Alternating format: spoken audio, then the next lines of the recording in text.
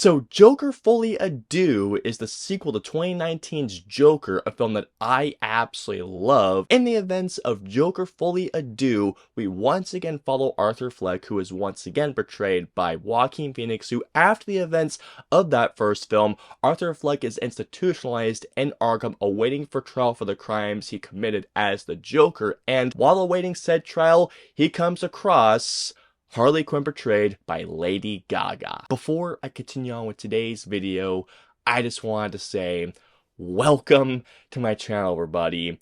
For those of you who are coming by my channel for the very first time, be sure to hit the subscribe button to them as a feature video, whether it's a feature review, a reaction, a top 5, or whatever I have coming your way, and join me on my journey to 10K subscribers and beyond, because believe me when I say this, guys, you are not going to miss the cool shit I have coming your way. And for those of you who are coming back to my channel, welcome back, guys. You have no idea how happy I'm to see your faces once again. Alrighty, guys, so let's get into Joker Folie À Deux.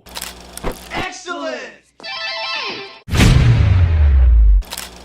As far as the things that I liked about this movie, here's what I can say. Joaquin Phoenix is still incredible as Arthur Fleck / the Joker. I mean, it's Joaquin Phoenix. When is the guy not gonna give a great performance? Because, man, he is still great in this film. Also, Lady Gaga as Harley Quinn, I thought she was great in the film.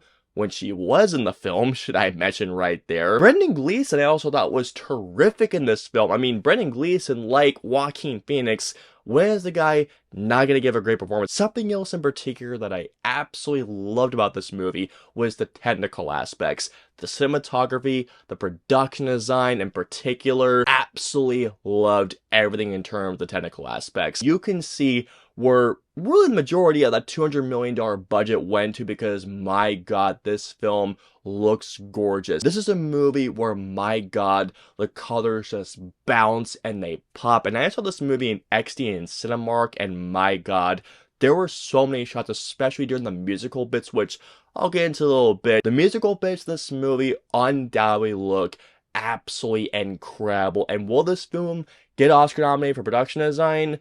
Probably, because this movie looks absolutely gorgeous. There are moments throughout this film that showcase glimpses of the brilliance that this movie could have been. Well, that's just fucking great!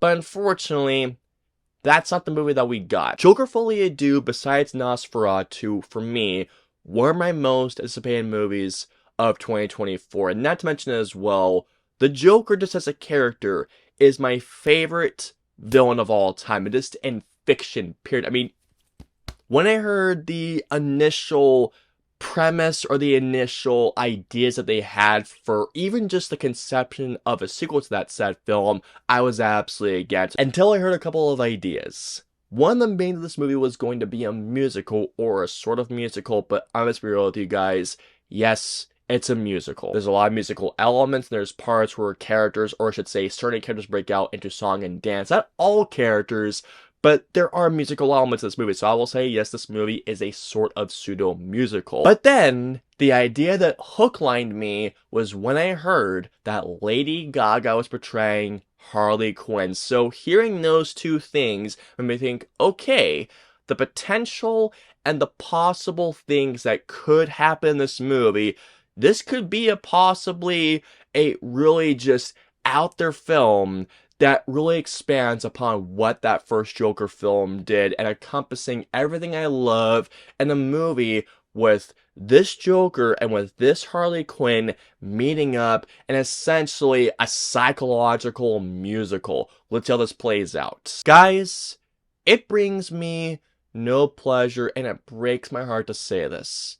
Joker Folie À Deux is a crushing, and I mean, it is a crushing disappointment. Before I continue on and talk about everything I disliked, I gotta let you guys know right now that this review is going to be as spoiler-free as possible, because there is a lot of things that happen in this movie that I can't really talk about it unless if I talk spoilers. So please let me know in the comments if you want me to do a spoiler review, because believe me, there's a lot of things spoiler heavy that happen in this movie that I genuinely not only disliked, but hated. Starting off, something that I heavily disliked about this movie was the overall storytelling, mainly in particular, the growth of Arthur Fleck, aka the Joker of this movie. So here is the thing, guys. Now, of course, like I mentioned to you guys earlier, no spoilers. At the end of the first Joker, we clearly see that when Arthur Fleck is the Joker, he has confidence. He's actually somebody or something in his life that actually gives him meaning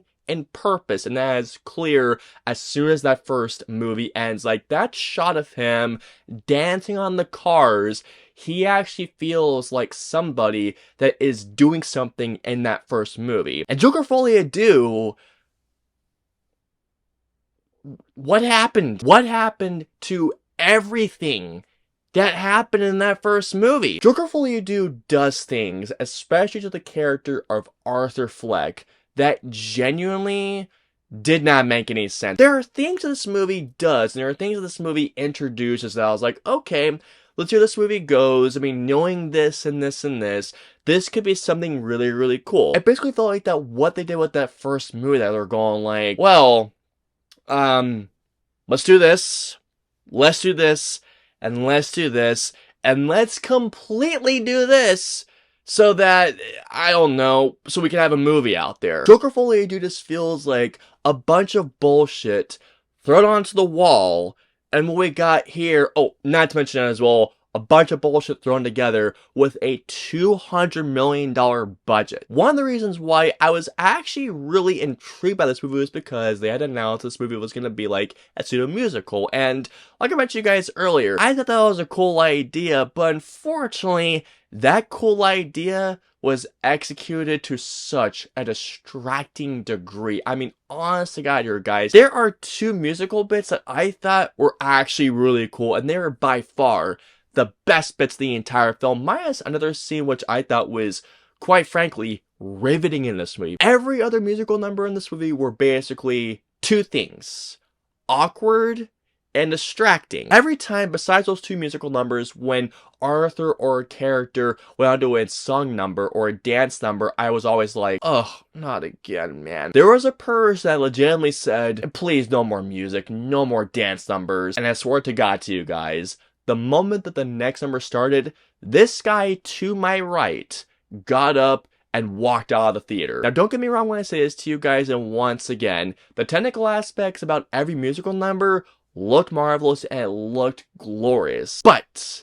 the execution of those said numbers was not only just awkward in how they were done, but I thought they were so distractful to the overall story this movie was trying to tell, which once again was a badly executed story. Lady Gaga is great as Harley Quinn, but she's great when she's on screen, and guys, no joke, she is not given that much to do in this movie. Really, not that much to do. She is barely in this movie, and I cannot believe I'm about to say this. Joker FOLIE À DEUX was, man, this movie was boring. I never thought that a movie about the Joker being in an institution with Harley Quinn could be boring. Example A, Joker FOLIE À DEUX. This was a movie that so many times I kept thinking, the hell are we doing here? What's the point of any of this? There were a few times where I had to catch myself from dozing off, like I was getting that bored. I have to briefly talk about the film's final act and the film's ending and a particular choice that this movie makes. Now, once again, no spoilers. There is a specific decision, and where it goes from there on out, going down to the ending, that, let's just say this, it crushed me, it disappointed me, but I came out of there going like, what the fuck? And here we go. So overall, where Joker felt like such a special character study, Joker FOLIE À DEUX felt like an incoherent hodgepodge of random nonsense. I was so looking forward to this movie, but Joker FOLIE À DEUX is a crushing and a massive disappointment. All in all, I'm gonna give Joker FOLIE À DEUX a 1 out of 5. You guys have no idea how much I wanted to love this film. I wanted to be someone that walked out defending this movie going like, what the heck? What are you guys talking about? This movie is great!